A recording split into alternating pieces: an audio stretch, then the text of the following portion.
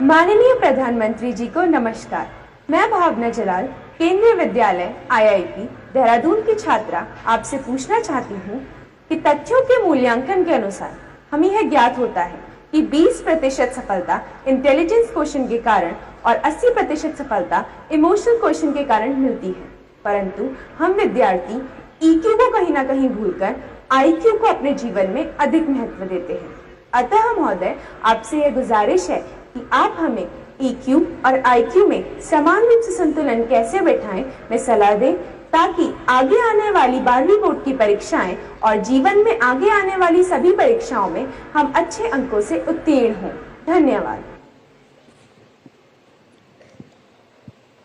एक ऐसा सवाल है जो सीधा एग्जामिनेशन से जुड़ा हुआ नहीं है, लेकिन IQ और EQ ये हम लोगों ने सुना है, लेकिन किसी को पूछोगे कि IQ क्या है, EQ क्या है, नहीं बोले वो इंटेलिजेंट है IQ, EQ क्या, तो यार सुना है, होगा कुछ इमोशनल कुछ चलता है। मैं बड़ी सरल रीत से बताता हूं आपको।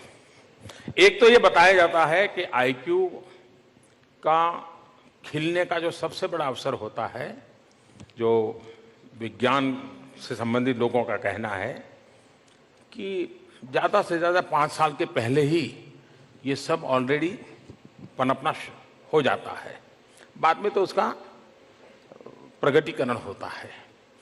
कोई बालक, अपनी माँ उसको झूले में सुला करके गई है और उसको सुला करके उस झूले के ऊपर एक घुंघरू बंधा हुआ है और माँ ऐसे थप मार करके जाती है, तो उसमें से घुंघरू की आवाज़ आती है।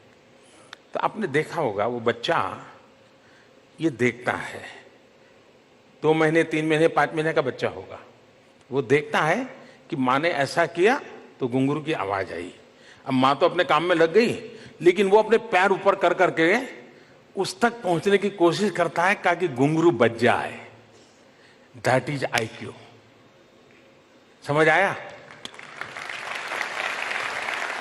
उस बच्चे ने 3 महीने बच्चे ने उसको पकड़ लिया और उस घुंघरू उसने कोशिश करता है, सोए सोए पैर मार के ऊपर ऊपर कोशिश करता रहेगा और रोएगा नहीं, कुछ नहीं करेगा, उसी में वो कंसंट्रेशन होगा उसका, क्योंकि उसने देखा है कि माँ ने ऐसा किया था, घुंघरू की आवाज आई थी जो अच्छी लगी थी, वो उसी को करता रहता। वो हो गया IQ। अब मान लीजिए माँ को बहुत काम है, बेटे को सो जाए तो अच्छा है, तो बढ़िया सा आवाज हो किसी की, बहुत ही अच्छा गाना गाने वाला CD हो, वो झूले के पास लगा दें ताकि वो गीत बजेगा तो बच्चा सो जाएगा। लेकिन बढ़िया से बढ़िया गायिका हो, बढ़िया से बढ़िया शब्द हो, बढ़िया से बढ़िया संगीत हो, लेकिन बच्चा रोना बंद नहीं कर रहा है। लेकिन माँ तुरंत किचन से दौड़ के आती है, अपना टेप रिकॉर्डर बंद करती है और खुद अपनी फटी आवाज से ऐसे ही गाना शुरू करती है, बच्चा सो जाता है। ये है EQ। ये जो उसके इमोशंस है, आवाज नहीं, शब्द नहीं, लहजा नहीं, सुर नहीं, स्वर नहीं, कुछ नहीं, जो इमोशंस कनेक्ट है, और इसलिए IQ और EQ दोनों का जिंदगी में संतुलित विकास अनिवार्य है। और यह भी सही है कि EQ का बहुत बड़ा रोल होता है। EQ इंस्पिरेशन का सबसे बड़ा स्रोत होता है। रिस्क लेने की कैपेसिटी भी EQ से आती है। अब ये EQ कैसे बढ़ता है? अगर हम ब्लड डोनेशन करने जाते हैं तो चलो भाई, किसी ने कहा था सब ब्लड डोनेशन मैं कर रहा हूं, लेकिन मैं जब ब्लड डोनेशन करता हूं, लेकिन पता चलता है कि यार मैं उसको पहचानता था, मेरा ब्लड तो उस दिन उसको काम आ गया, उसकी जिंदगी बन गई, मेरा IQ EQ में कन्वर्ट हो गया। क्यों? मेरा इमोशनल बॉन्डिंग था।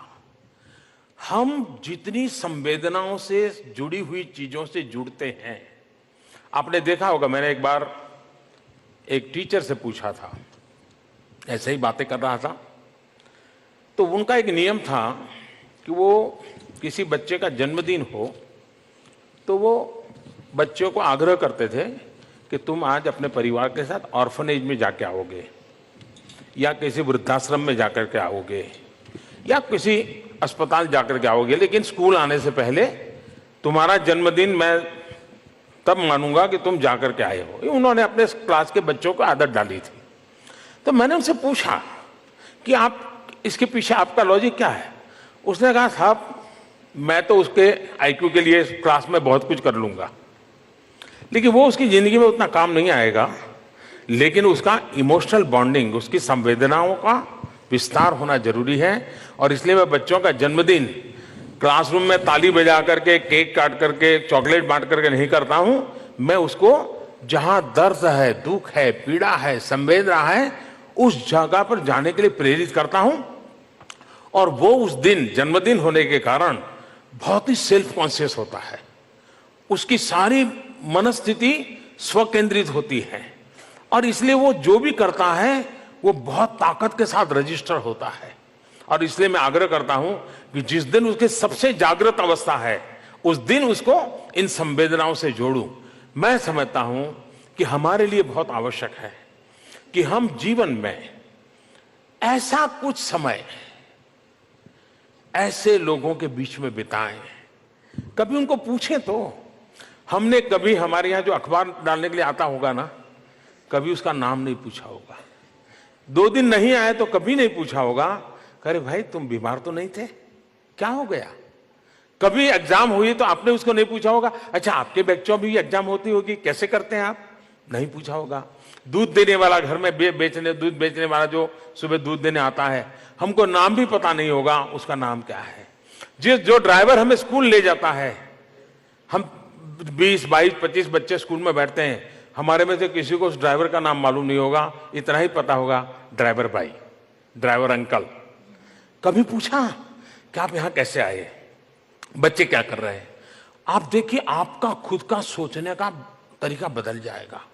हम समाज के इन लोगों से जितने संपर्क में आते हैं, इतना हमारा ईक्यू बहुत ही शार्पन हो जाता है, बहुत शार्पन हो जाता है, जो हमारी जिंदगी के एक सेंस ऑफ मिशन जिसको कहें, सेंस ऑफ मिशन को बनाने में वो बहुत बड़ा रोल प्ले करता है। और आईक्यू सक्सेस दे सकता है, लेकिन सेंस ऑफ मिशन देने में ईक्यू बहुत बड़ा रोल करता है। और हमने, अभिभावकों ने, टीचर्स ने ईक्यू के प्रति लगातार फोकस रखना चाहिए, तब जाकर के खेल के मैदान में प्रतिस्पर्धी को मात दे दी, विजय निश्चित हो गई, लेकिन प्रतिस्पर्धी अगर गिर गया तो मैं अपना विजय की चिंता किए बिना उसकी बीमारी, उसकी तकलीफ में पहुंच जाता हूं, तुरंत उसको खड़ा कर देता हूं। मैदान में हूं, हार जीत का फैसला होने वाला है, लेकिन मेरी मानवीय संवेदना कहती है, अरे छोड़ो खेल, वो गिर गया है, मैं पहले उसकी मदद कर दूं। वो ईक्यू आपको जिंदगी की एक बहुत बड़ी ताकत देता है, और इसलिए हमने उस दिशा में प्रयास करना